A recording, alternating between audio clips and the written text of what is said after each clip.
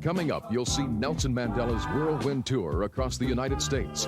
You'll witness Mandela's inspirational effect on everyday people, as well as America's stars. It's something special that we're getting ready to see. Mandela is a great man. The only thing he has going for him is love. You'll relive the South African freedom fighters' emotional visit to Detroit and hear memorable performances from Motown's homegrown talent like Aretha Franklin and Stevie Wonder. The words of Nelson Mandela as he embraced Detroit at Tiger Stadium and the love that Detroiters gave back to him are all captured here to be experienced over and over again. I love you!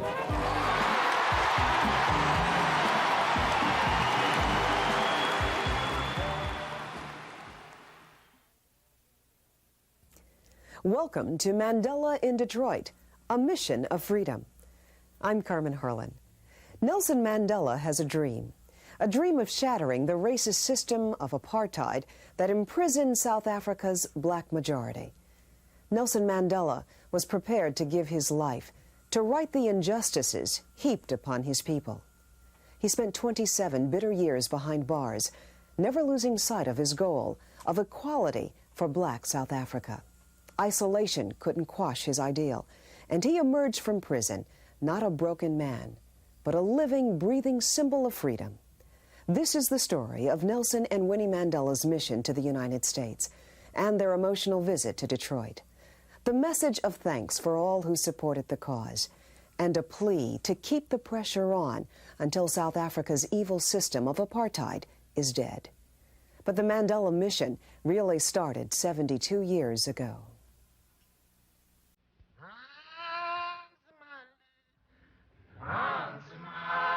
Nelson Mandela was born on July 18, 1918, in the Transkei territory of South Africa's Eastern Cape. His father was a tribal chief. Mandela grew to be a skilled amateur boxer and a dedicated student. In 1939, he enrolls at a university, but is expelled for political activism.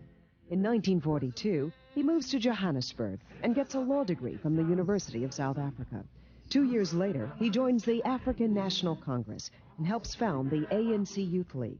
So began Mandela's fight to end apartheid.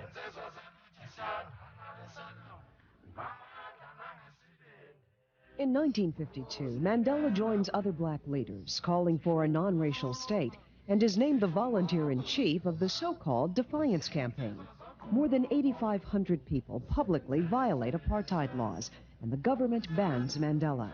In 1953, Mandela is unbanned and sets up legal practice with fellow activist Oliver Tambo.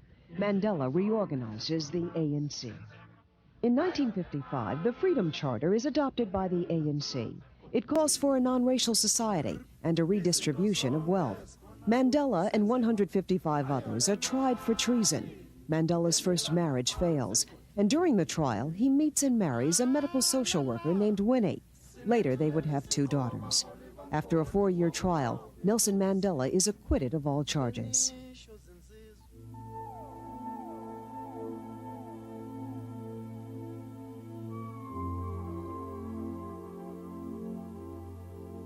In 1960, police kill 69 black protesters in what became known as the Sharpsville Massacre. A state of emergency is declared, and the ANC is outlawed. There are many people who feel that it is useless and futile for us to continue talking peace and nonviolence against a government whose reply is only savage attacks on an unarmed and defenseless people. Mandela establishes an underground group called Spear of the Nation, dedicated to ending apartheid. He is soon arrested and convicted with 7 others of trying to overthrow the government. Mandela is sentenced to life in prison and spends the next 18 years in Robben Island Prison off the coast of Cape Town.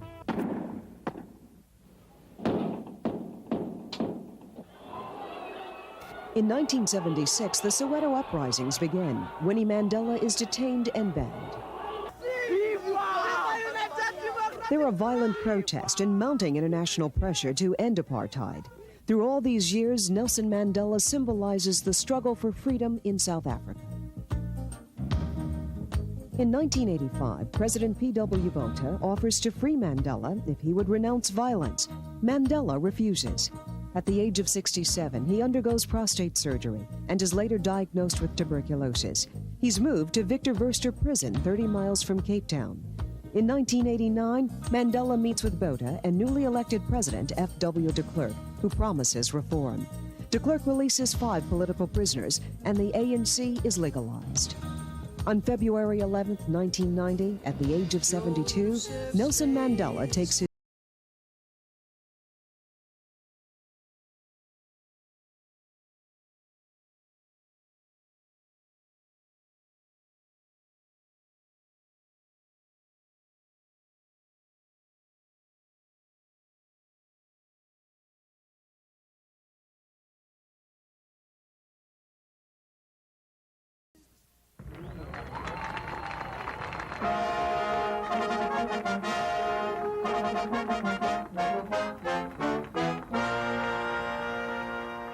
A hero's welcome awaited Nelson Mandela as he touched down on American soil for the first time. An enthusiastic embrace for a man who had never been to the United States before. His first stop, New York. The city held its breath, waiting to see this man whose inner strength defied human nature, whose spirit still shines so brightly. Nelson Mandela has been for the world an instruction in the indestructibility of the human spirit. A wonderful example of how a mind strengthened by truth and a heart fueled by passion can resist and conquer. The black people of South Africa are busy changing the political scene in our country. And the dreams of those who once hoped that they would remain forever the masters with the blacks as servants, those dreams have been completely shattered by the actions of the people.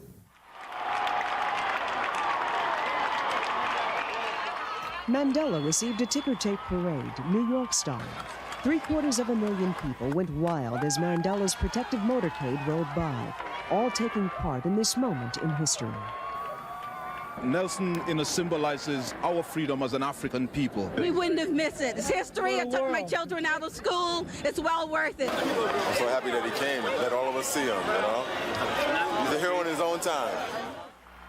On the steps of City Hall, Mandela was given the key to the city.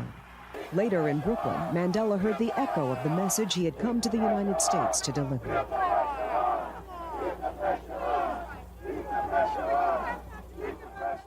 Mandela attended an historic rally at Harlem's 125th Street, where other great revolutionaries before him had stood. Marcus Garvey, Dr. Martin Luther King Jr., Malcolm X. Nelson Mandela took his place in line with others who had sacrificed everything in the name of liberation. It gives me the greatest pleasure of my political life to present to you the true leader of South Africa and the moral international leader of the world, your brother, Nelson Mandela.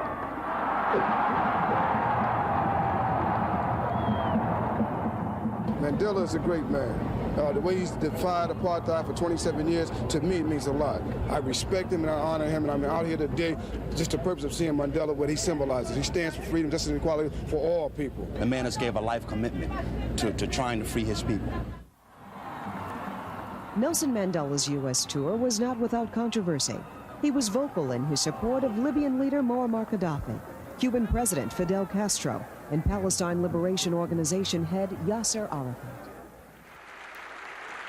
Though he did not comment on internal policies within these groups, Mandela stood firm in his support for those he considers allies of the ANC struggle at a special session of the United Nations General Assembly. We commend their struggle to you, convinced that we're all moved by the fact that freedom is indivisible, convinced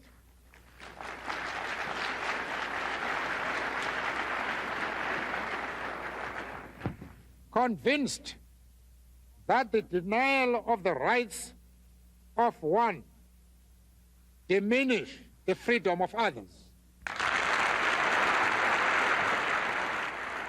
At the same time that Mandela was warning the United Nations that forces within South Africa were determined to keep the apartheid government in place, 11 white South Africans were arrested for an alleged plot to assassinate Mandela after his return home. At a press conference, Mandela was asked if he feared for his life. I am so busy with what I consider positive work that I have little time of thinking about fears. This next song is dedicated to him. It's called Freedom Now. Emotions ran high at Yankee Stadium that night as Mandela addressed his first U.S. rally. They threw him in jail and they kept him there, hoping soon he'd die. That his body and spirit would waste away, and soon after that his mind. Excitement was in the air as more than 50,000 New Yorkers of all nationalities came to show their support for this champion of equality. One who says tomorrow's mine. One who wakes one day to find. The prison doors open, the shackles broken, and chaos in the street. Everybody singing free, free, free, free. We are on the eve of a great beginning. Indeed, victory is in sight. Mandela let New Yorkers know he is one of them. I am a Yankee. Justice in their lives. Every day is born a man. It's what he can understand.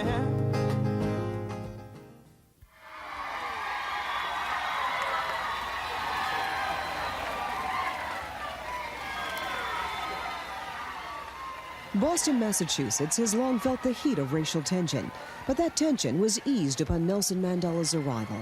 At the John F. Kennedy Library, Mandela was praised by Senator Edward Kennedy, who called Mandela the statesman of our time. Kennedy pledged continued support for the ANC struggle. We welcome the opportunity to give the reassurance to Nelson Mandela and to his associates that we support his efforts, and we will continue the economic sanctions until South Africa is finally free.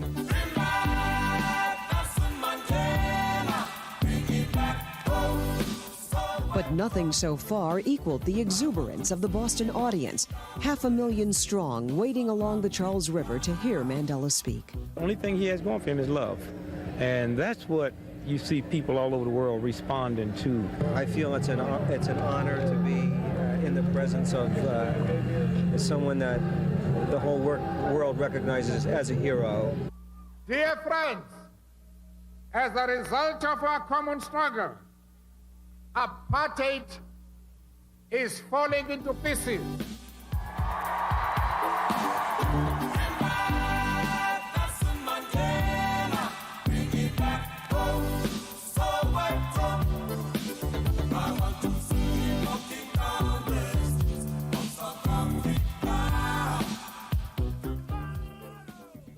Mr. Speaker, Nelson Mandela.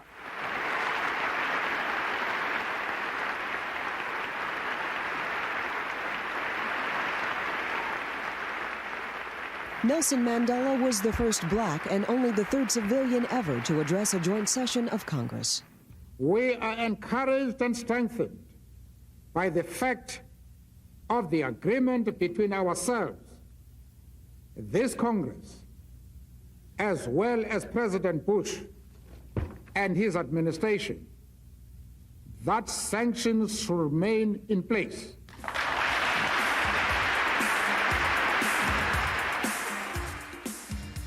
Mandela called his face-to-face meeting with President George Bush a success beyond his wildest dreams, as Bush reaffirmed U.S. commitment to support the abolition of apartheid in South Africa. Mr. Mandela, in the eyes of millions around the world, you stand against apartheid, against a system that bases the rights and freedoms of citizenship on the color of one's skin. That system is repugnant to the conscience of men and women everywhere. Mandela's visit to the Oval Office was symbolic for another reason. He is the first South African leader since the ruling party took power in 1948 and imposed the policy of apartheid to be invited to the White House. Here, Mandela stood with the United States president for all of South Africa to see. We shall overcome. We shall overcome someday. Nelson Mandela stood silently at the tomb of Dr. Martin Luther King Jr. in Atlanta and paid tribute to the father of the U.S. Civil Rights Movement. The inscription on King's monument reads, "Free at last, free at last. Thank God Almighty, I am free at last." We honor you, we love you, Mandela. Love you and Mrs. Mandela. Hey, Mandela, oh. And later that night, another packed rally at Georgia Tech University, as more than 50,000 came to show their respect for the father of the South African Civil Rights Movement. Mandela, Mandela, Mandela, oh. Mandela, oh. Mandela, oh. Mandela, Mandela, Mandela, oh. Mandela, oh.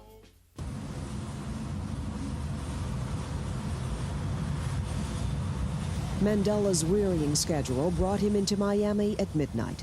His stay there was brief, with only one speech to a union group.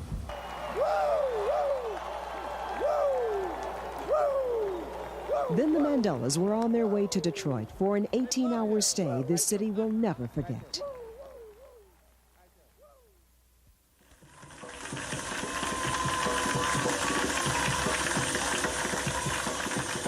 Well, here he comes. I mean, we've been waiting for this. Is Madiba, Nelson Mandela. The Reverend Jesse Jackson joined Mort Krim and me for WDIV's coverage of Mandela's historic visit.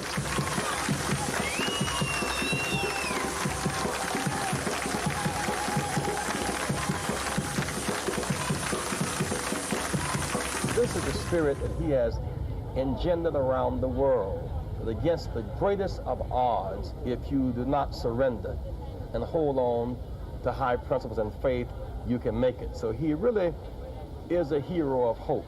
We've talked about the impact of Mandela on our country and on our people. What about the impact of this tour, the adulation he's receiving, the notoriety he's receiving worldwide? What about the impact of that on Mandela and his stature when he goes back to South Africa? Where does this put him? Well, you know, it will not alter his approach at all. It simply means that South Africa and de Klerk cannot overwhelm his mission with their PR machinery. Things are getting better, therefore relieve sanctions. His point is, he said to me in London, he said, I went to jail 27 years ago. I didn't have the right to vote. 27 years later, I still do not have the right to vote. Keep the pressure on. Oh, that's Rosa Parks. Rosa Parks. When we were in New York, she had not been extended an invitation to meet him. She wanted to meet him so badly. When I told him in New York and again in Washington that she was here, he looked forward to, in a very personal way, meeting Rosa Parks, because her struggle in Montgomery and Dr. King's, he said, gave them tremendous hope. And now we see Nelson Mandela for the first time as he comes in to a round of applause. Let's listen. It is my pleasure to introduce to you and to welcome to Detroit, Nelson Mandela.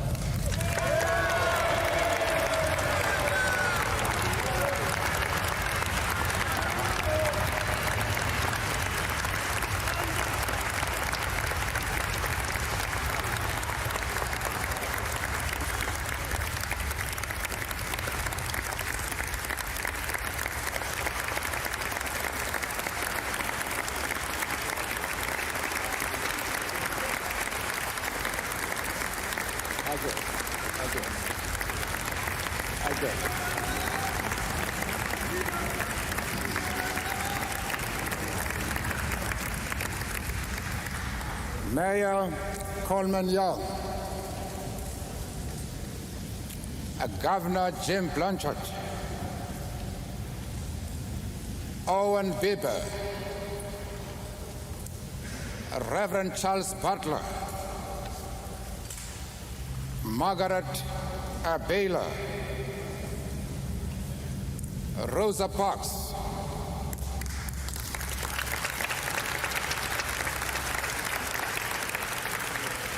and other dignitaries. I am very happy to touch down in the industrial heartland of the United States. For me, Detroit represents the motor industry. And right now, it makes me think of Port Elizabeth, which is the heart of the motor industry in our country. Mayor Coleman, you are well known to the ANC, including our president, Comrade Oliver Tambo. He has asked me to convey his best wishes to you and your family.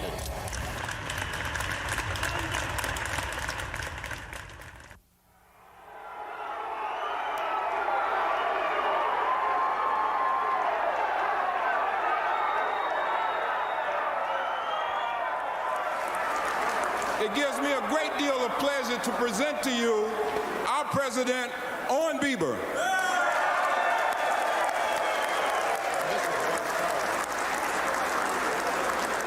Thank you very much, Ernie. Mr. Mandela, we've been watching the news media, and we note that you like to go out and walk in the morning. We noted also that you were wearing a New York Yankees jacket and cap. We understand that. You have to understand they're in the same league as the Detroit Tigers, so it's a rivalry here. But we thought it was time that you had a new hat and a new jacket, and we want to present to you a UAW cap. And we want to present to you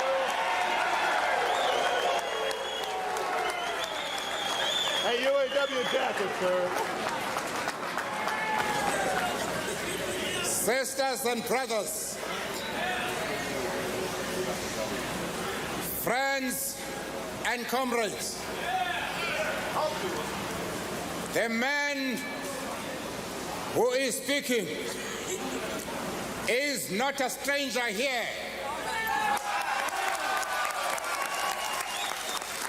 The man who is speaking is the member of the UAW.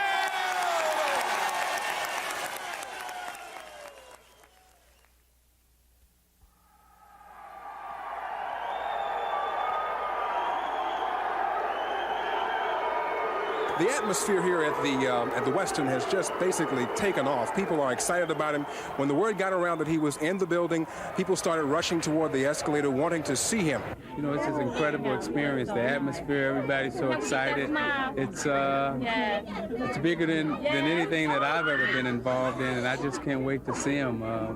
He's an incredible man with such a determination and drive. I don't know, it's something special that we're getting ready to see. Here he comes, Nelson Mandela.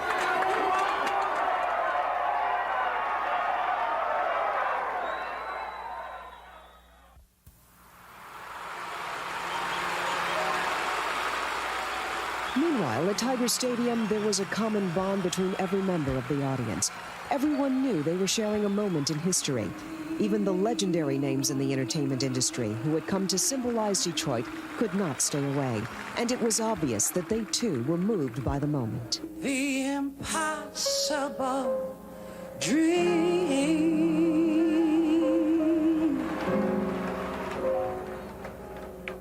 Well, to fight the unbeatable foe.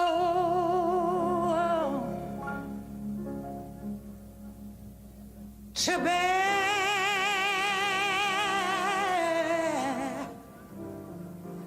with unbearable sorrow,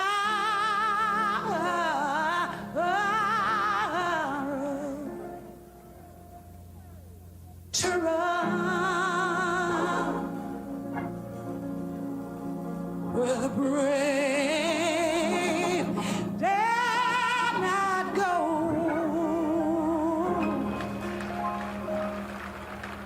No, no. Try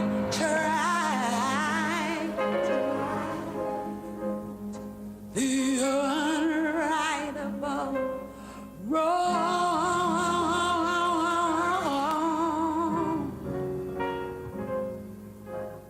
To love pure and chaste from afar. To strive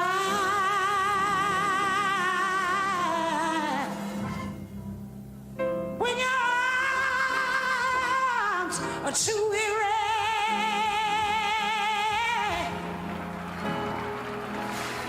to reach the unreachable star. Yeah. This is my quest. This is my quest. Yeah, yeah, to follow that star. Follow that star. No matter how hopeless. No matter how far, yeah. And to fight for the right without question upon.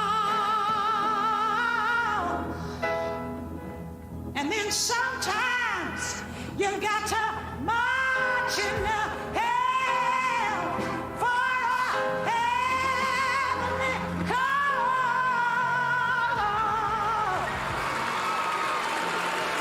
A huge song dedicated to Brother Nelson Mandela. Mandela, Mandela, now that they've set you free. Why it has taken so long is a mystery. Oh, we have the power to help in your hour of need. Hey, hey, hey.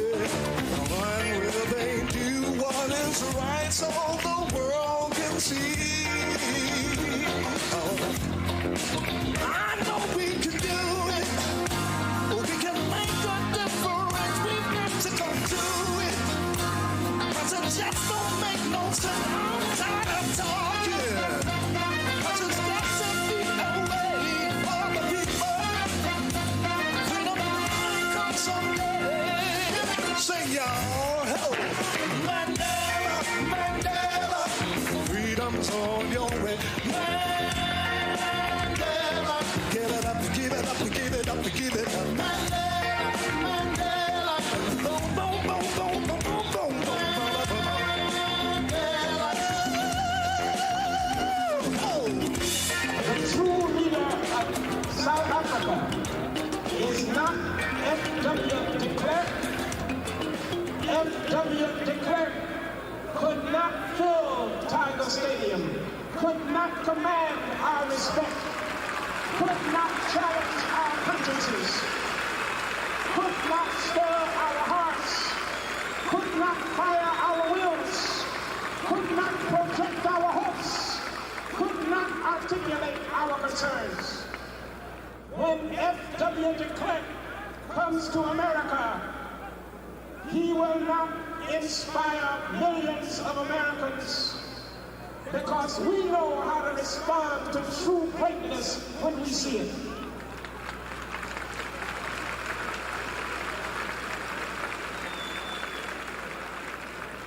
The true leader of South Africa is Nelson Mandela. As the time drew near for the much-anticipated arrival of Nelson and Winnie Mandela, a reverent silence fell over Tiger Stadium. The Mandelas were hours late for their scheduled appearance, but it didn't seem to matter. As the limousine pulled onto the field, 50,000 people jumped to their feet, shouting his name. The moment had come. Mandela was about to touch Detroit as no one had in decades.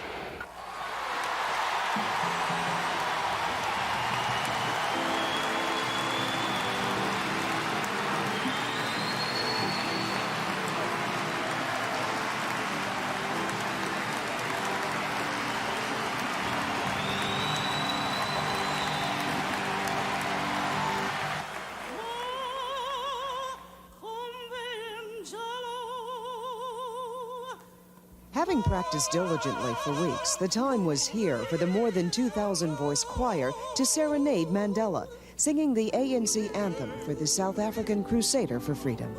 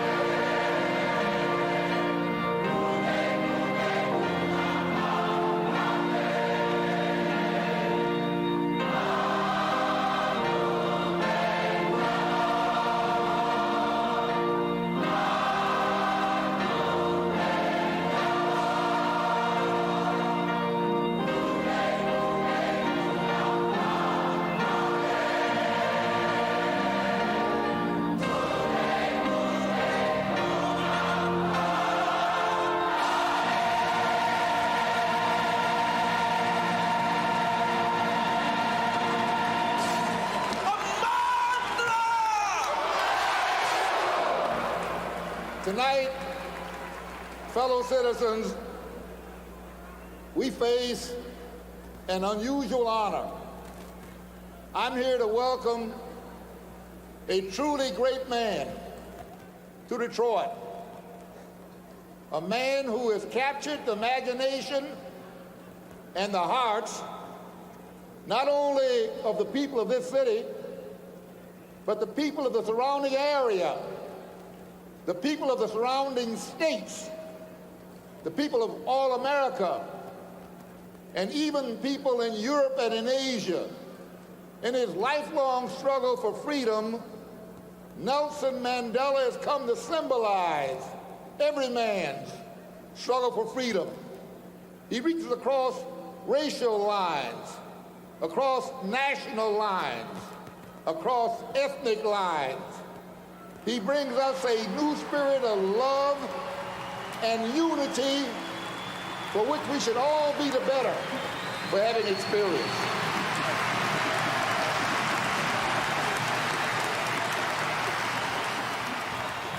Mayor Coleman Young and other distinguished visitors, mothers and fathers, sisters and brothers,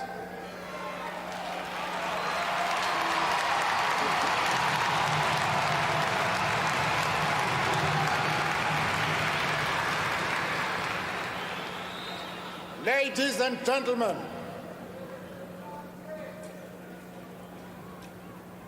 how do I even begin to thank you, the wonderful people of Detroit and the Midwest, and through you, the lovely people of this country who have received us with such warmth and affection.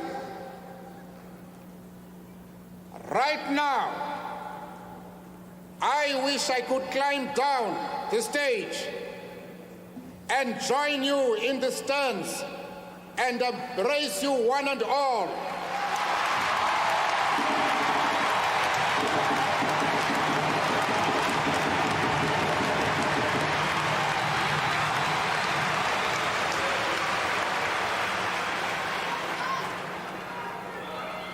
I understand that there are people present from places such as Chicago and Ohio.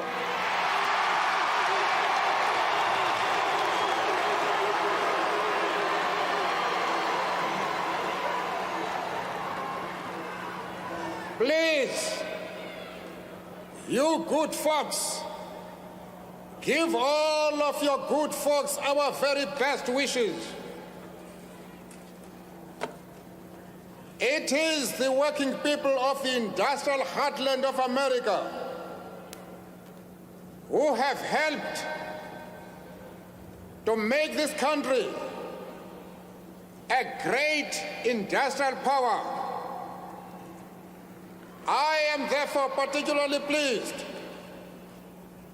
to bring you the warmest fraternal greetings of the ANC and its president, Comrade Oliver Tambo.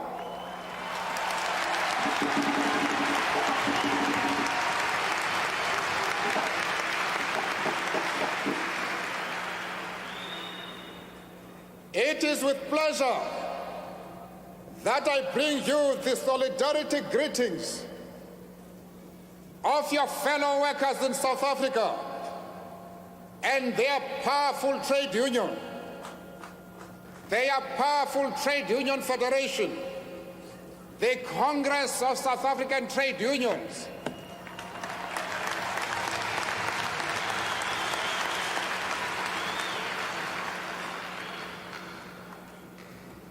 In the Midwest, you have developed a broad-based anti-apartheid movement.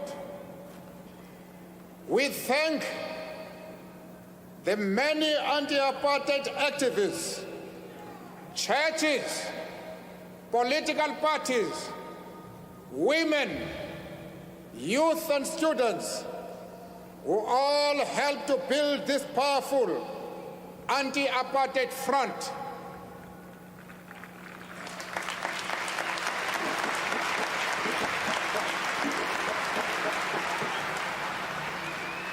Your solidarity has given us enormous strength and courage. We deeply appreciate all your efforts, especially at a time of retrenchment in a number of industries. In the face of your own problems and difficulties, you have not forgotten us.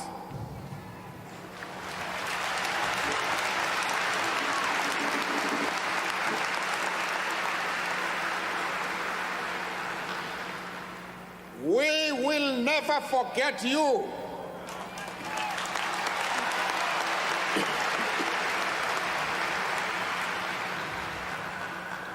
Notable contributions to the development of solidarity with the ANC have been made by Mayor Coleman Young,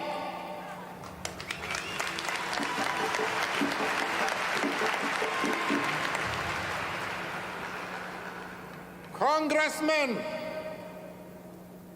John Konya,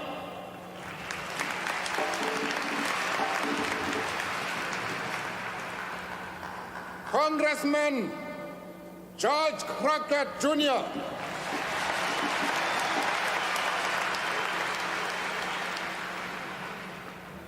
Congressman Walpe,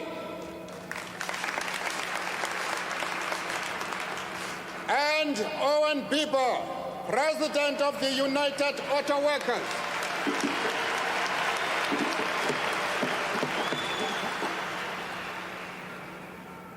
Detroit is not only famous for its motor and steel industries, but also for enriching the culture of the United States and the world.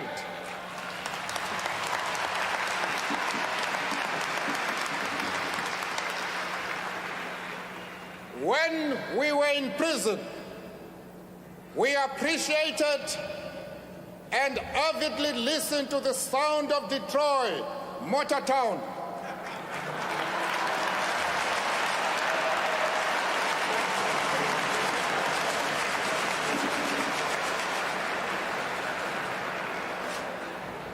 It is Motor Town that gave the world a great singer, Stevie Wonder.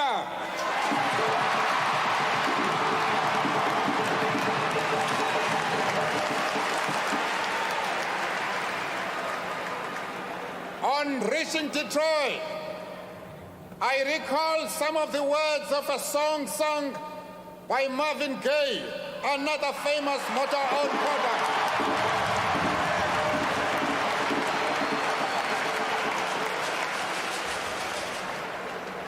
The words go, quote, "Brother,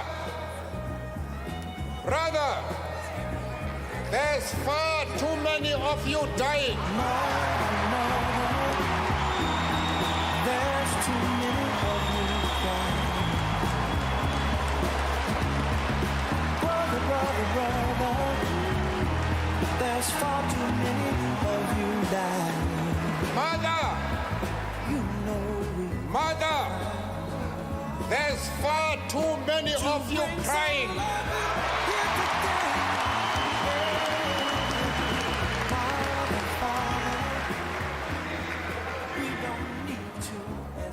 These words are a reflection of the South African condition. For how long must our brothers and sisters go on dying?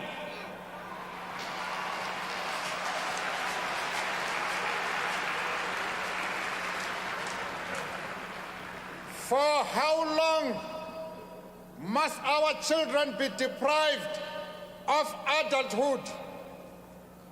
For how long must our color and dignity be trampled upon?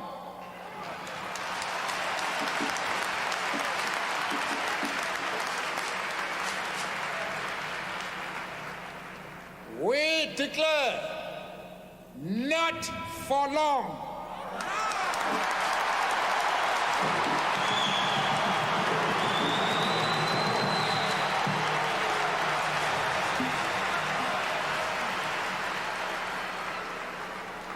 We are going to free South Africa so that all people, black and white, live in harmony and peace.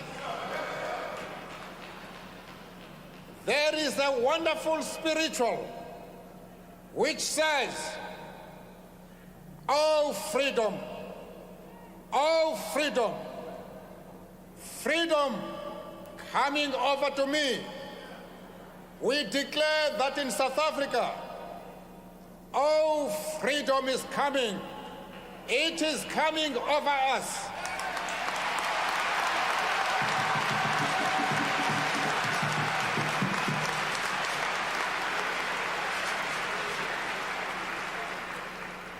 The struggle for freedom and democracy in South Africa can never be halted. We don't want apartheid to survive even one more day.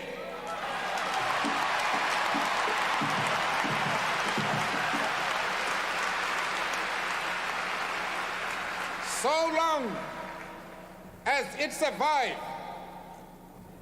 it will continue to kill and shed the blood of our people, including children. The idea of freedom and democracy has gripped the masses of our people. It is an idea for which the people struggle, and if needs be, give their lives.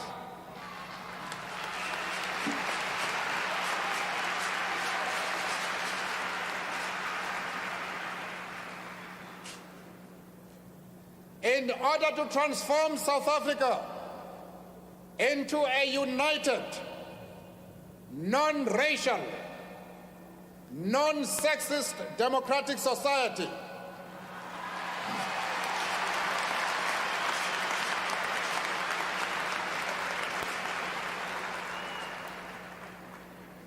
we must have one person, one vote on a non-racial voters' roll.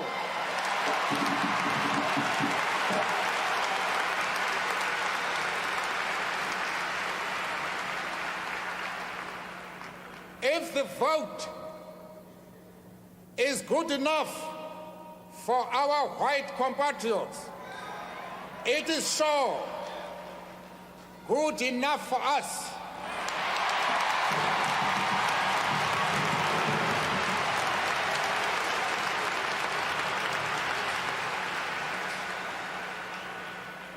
Due to the untiring effort, heroism, and courage of our people, supported by you and millions like you throughout the world, we can say with confidence, victory is in sight.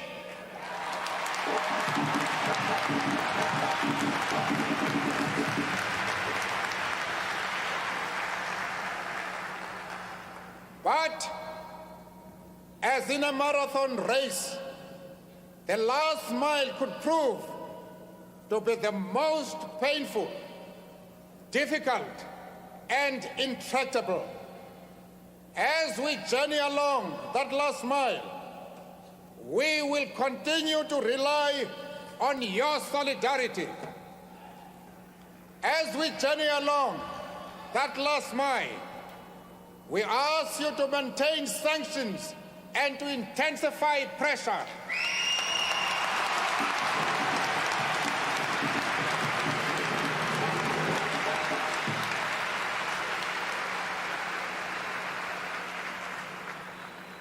Sisters and brothers, maintain sanctions.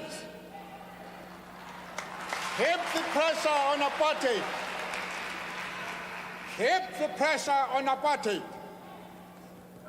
We ask you to consolidate and build the broad anti-apartheid coalition that is emerging in your country. This rainbow anti-apartheid coalition includes workers, religious groups, cultural workers, intellectuals, women, youth, students, and we are very happy to tell you, President Bush and Secretary of State as well, Secretary of State Becker as well,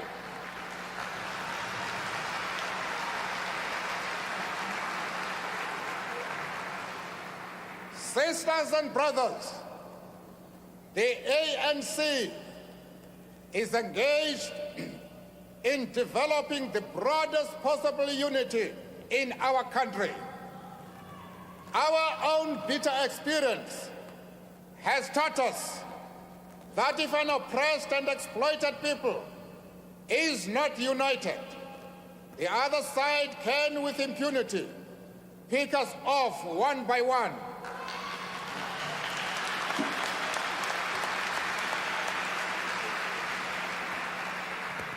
Together with this drive for unity, we are engaged in strengthening our organizational structure and political discipline. Our struggle demands that the ANC set the pace in organization, discipline, and unity. To carry on our work requires enormous resources. We appeal to you for help and assistance so that we may better mobilize our people for peace. I have no doubt that, as in the past, you will heed our request. It has been a great joy and learning experience to feel the overwhelming support enjoyed by our struggle and the ANC in this country. We are all deeply committed to the struggle against racism, wherever and whenever it rears its ugly head.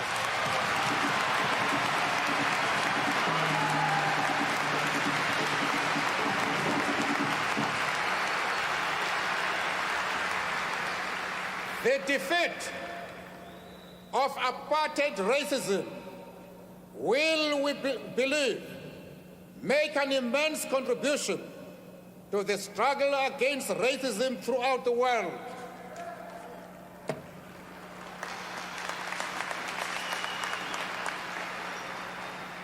Let us together join hands in the struggle against racism, injustice, and national oppression. Let us together defend with all our might the human rights of all people.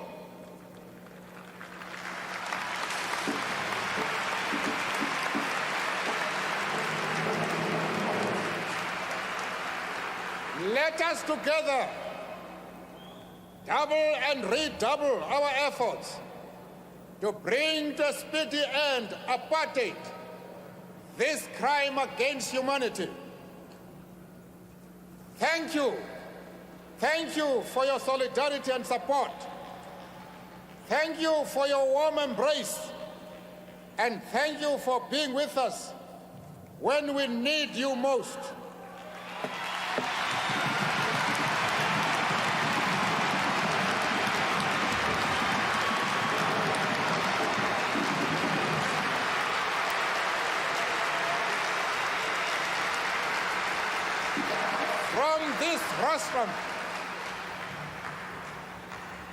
From this rostrum, let me say, I respect you, I admire you, and above all, I love you.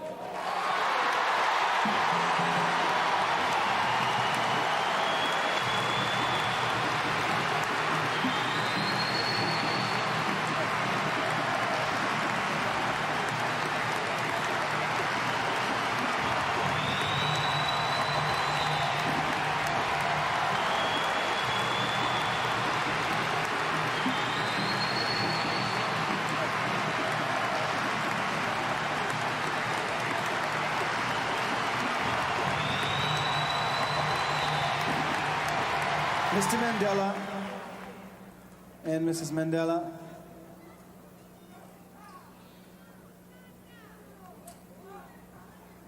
I'm very happy that you will take back with you to Africa the love that we have for you in this country.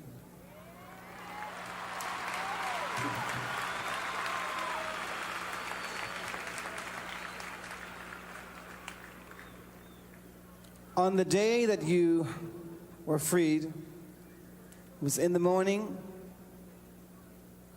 on the early Sunday morning in Los Angeles, as I was watching television, waiting for you to come out.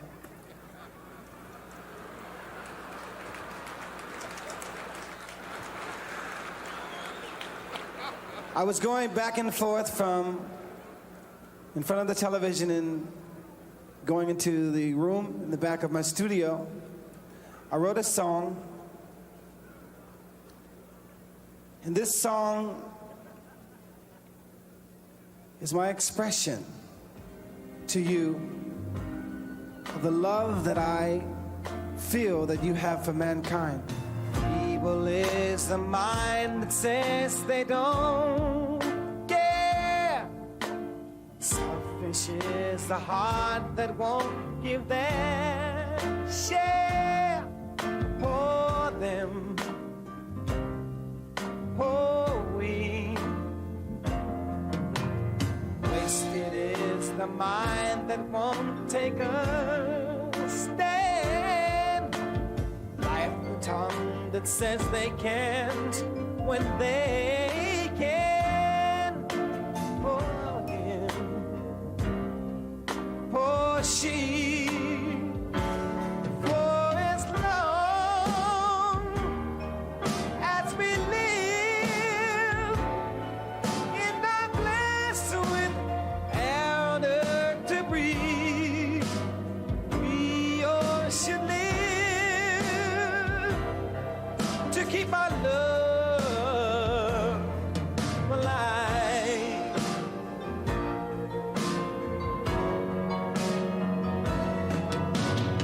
More than blinds the soul that sees but won't show. Lost a leader with the way but won't go. For him, for me. Waste, worthless is the one with will that won't try. Grounded on we all if we don't think high of you, you of me. For as long as we live in the place without earth to breathe, we all should live to keep our love alive. Let's keep love alive. For as long as I live in that place without earth to breathe, I know I live to keep my love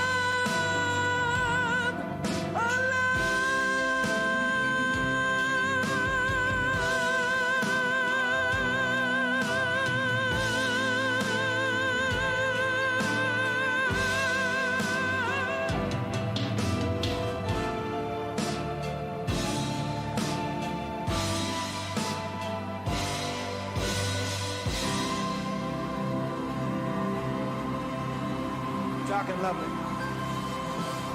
Dark and lovely.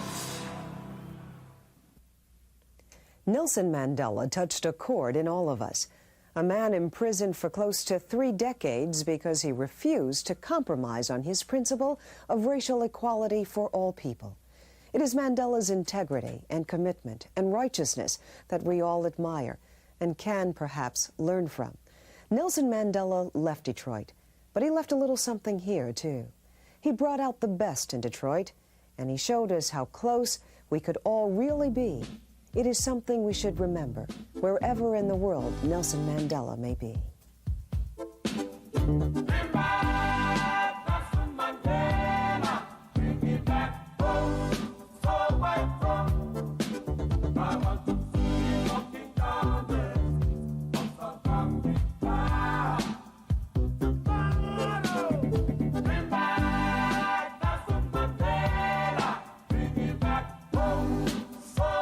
I want to see him walking hand in hand, Winnie Mandela.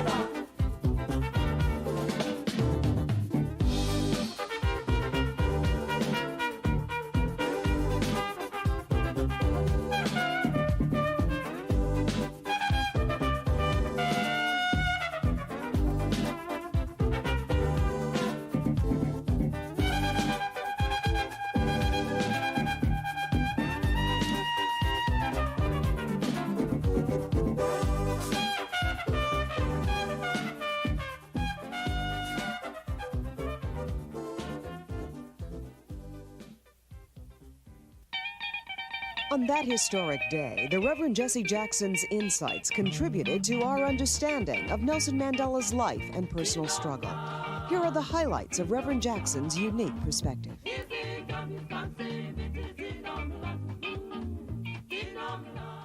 He chose to go to jail for this cause.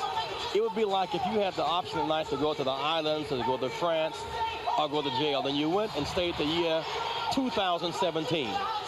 27 years for principles that you believed in.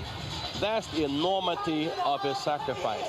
So he comes out, he went in jail 6 feet tall, he came out 60 feet tall.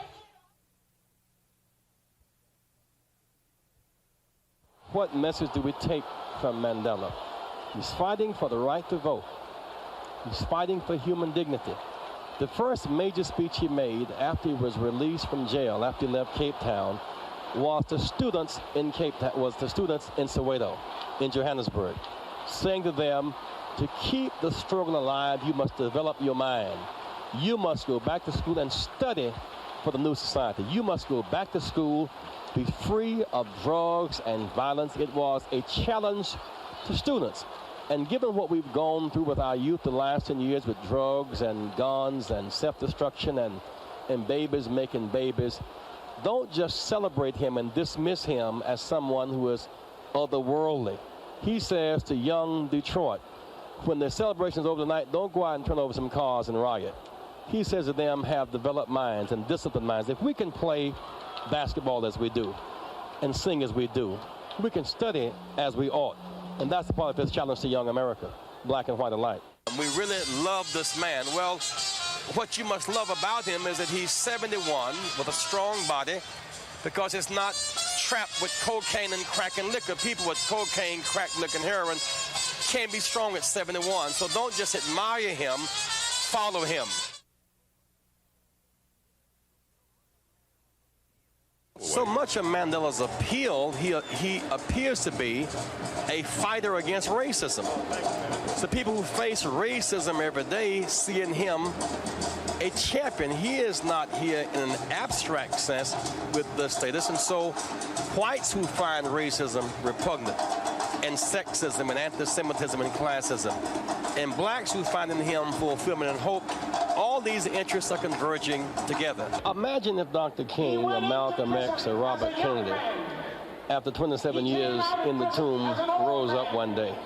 The resurrection of it In many ways, he was in the tomb for 27 years, and he came back. He made it back. And came out clear, came out with moral authority, came out without any degree of bitterness, with clearly stated objectives. And so he has emerged as this super figure, but his reality has matched the myth. I mean, the man and the myth are equal in stature.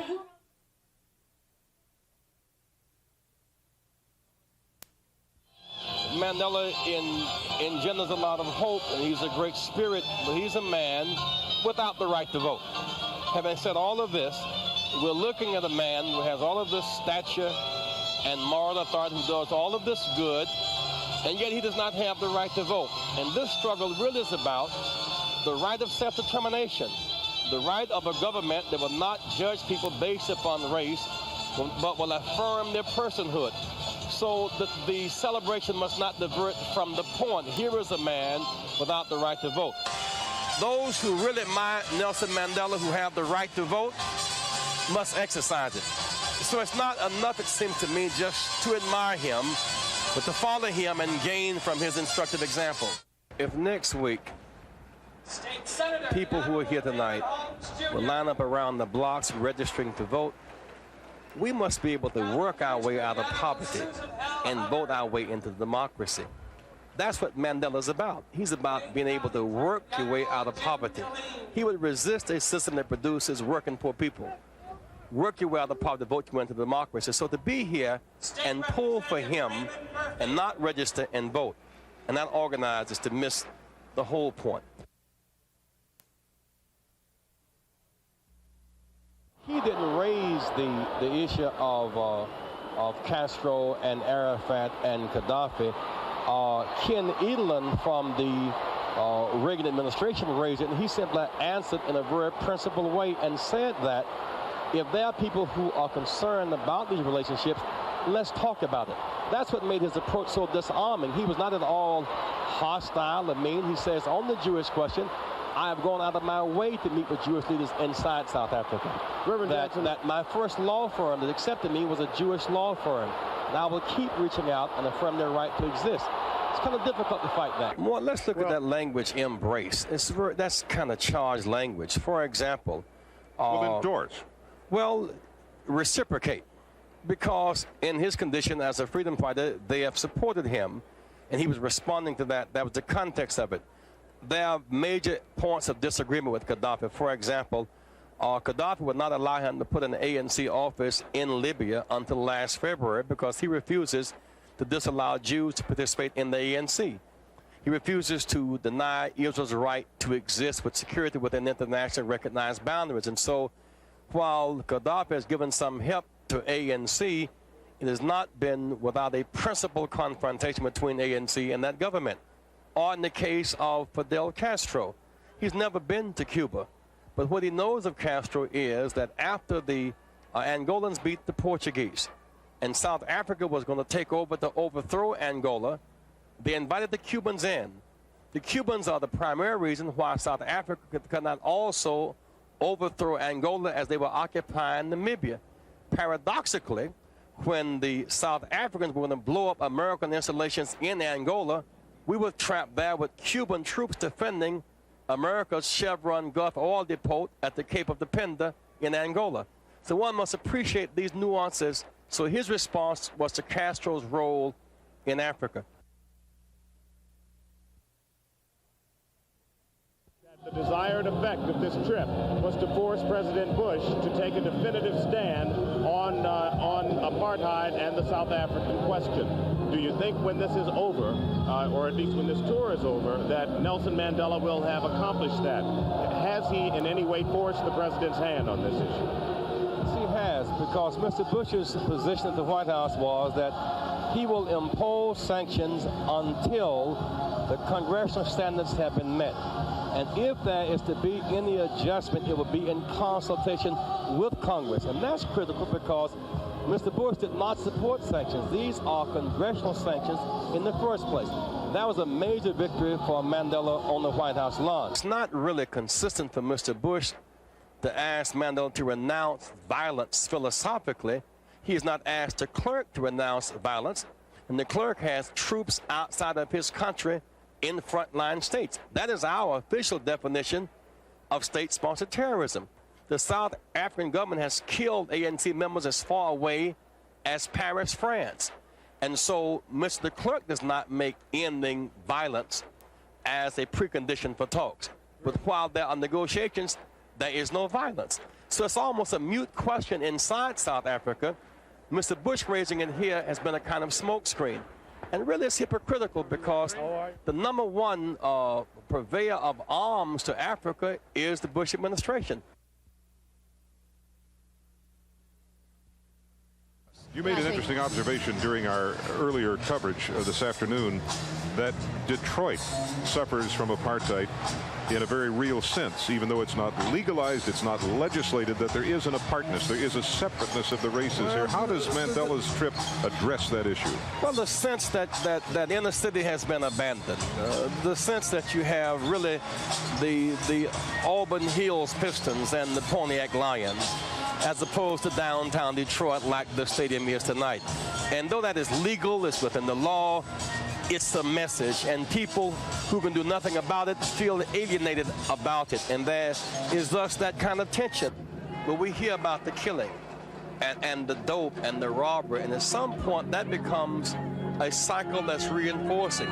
And just as TV projects the ugliest and the worst in people, TV must be used more effectively to exhibit this talent, because this is Detroit too. And there are more people like this than there are people who are killing. There are more people like family people here tonight than there are people who are collapsing under the pressure. I just must say to people who are watching this program tonight, the same degree of joy and sharing across lines of race and this marvelous display of talent is in Detroit every day. There must be ways of letting this talent out, because if this cannot come out, the opposite does come out. And there's an obligation to somehow give a platform for the people of hope, that those of despair might not dominate.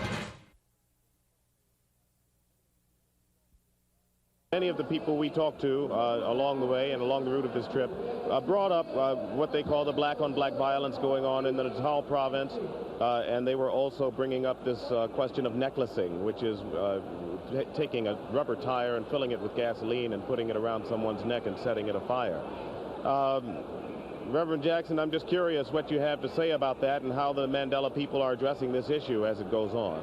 First of all, he does not support necklacing, number one. Number two, in the tale, his basic argument is that it's not just black on black, it's freedom fighters versus the government.